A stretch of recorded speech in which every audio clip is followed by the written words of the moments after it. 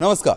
Sudarshan news के हमारे इस विशेष कार्यक्रम हरियाणा डायरी में मैं प्रद्युम्न शर्मा एक बार पुनः आप सभी का स्वागत करता हूं।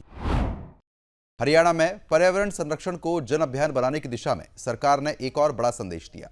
हरियाणा के मुख्यमंत्री नायब सिंह सैनी जी ने गुरुग्राम के मानेसर में आयोजित 77वें राज्य स्तरीय वन महोत्सव के दूसरे चरण का शुभारंभ किया।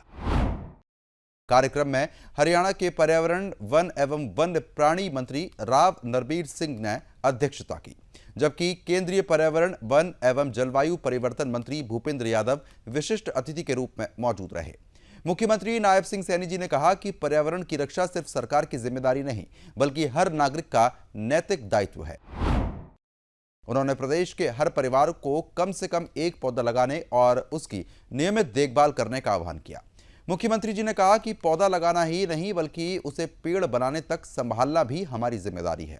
कार्यक्रम के दौरान मुख्यमंत्री जी ने प्रदर्शनी का अवलोकन किया और पौधारोपण भी किया। उन्होंने उपस्थित लोगों को एक पेड़ मां के नाम अभियान के तहत पौधा लगाने और दूसरों को भी पौधारोपण के लिए प्रेरित करने की शपथ दिलाई। आज हम सबके लिए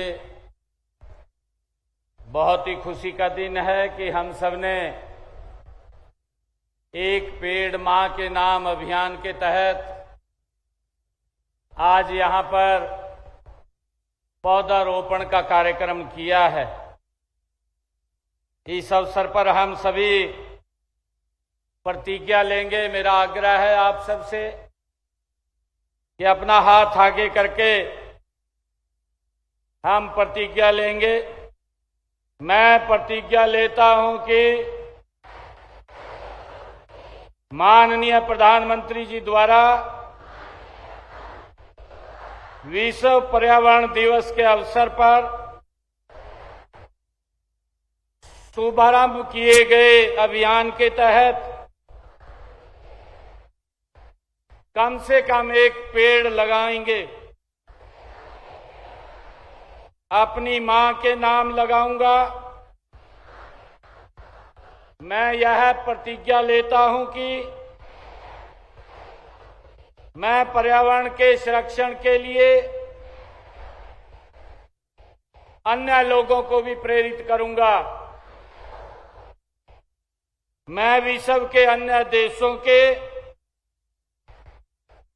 नागरिकों से हमारी धरती मां के लिए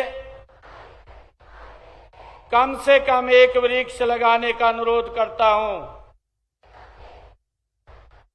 धन्यवाद। मुख्यमंत्री नायब सिंह सैनी जी ने कहा कि पर्यावरण संरक्षण को जन जन तक पहुंचाने के लिए इस वर्ष हरियाणा के सभी 90 विधानसभा क्षेत्रों में वन महोत्सव आयोजित किए जाएंगे। इसका उद्देश्य प्रदेश के हर नागरिक को पौधारोपण और पर्यावरण संरक्षण के इस महाअभियान से जोड़ना है। मुख्यमंत्री जी ने बताया कि प्रदेश में अब तक 75 नमो पार्क विकसित किए जा चुके हैं। वहीं प्रत्येक जिले मुख्यालय पर 5 से 100 एकड़ क्षेत्र में ऑक्सी वन विकसित किए जा रहे हैं। इन ऑक्सी वन में लोगों के लिए पैदल पथ, साइकिल ट्रैक और अन्य आधुनिक सुविधाएं उपलब्ध कराई जाएंगी। करनाल में ऑक्सी वन तैयार हो चुका है, जबकि पंचकुला में इसका निर्माण कार्य चल रहा है। इसके अलावा सोनीपत के मूर्थल और यमुनानगर के सडौरा में नगर वन विकसित किए जा रहे हैं। प्रदेश के गांव-गांव में पंचवटी के नाम से पौधारोपण अभियान चलाए जा रहे हैं। वहीं कुरुक्षेत्र के 48 कोस क्षेत्र में आने वाले 134 तीर्थ स्थलों पर पंचवटी वाटिकाओं के निर्माण की शुरुआत भी हो चुकी है। साथियों, मुझे खुशी है कि हमने सोनीपत के मूर्थल में 116 एकड़, यमुनानगर के सढौरा में 11 एकड़ भूमि पर नगर वनों का साथियों विकास भी किया जा रहा है। प्राकृतिक ऑक्सीजन और हरियाली बढ़ाने के लिए प्रदेश के प्रत्येक गांव में हमने पंचवटी के नाम पर साथियों पौधारोपण किया जा रहा है। और इसके साथ साथ कुरुक्षेत्र के 48 कोस की जो तीर्थों की 134 तीर्थों की परिक्रमा में पंचवाटिका बनाना भी हमने शुरुआत की जा चुकी है।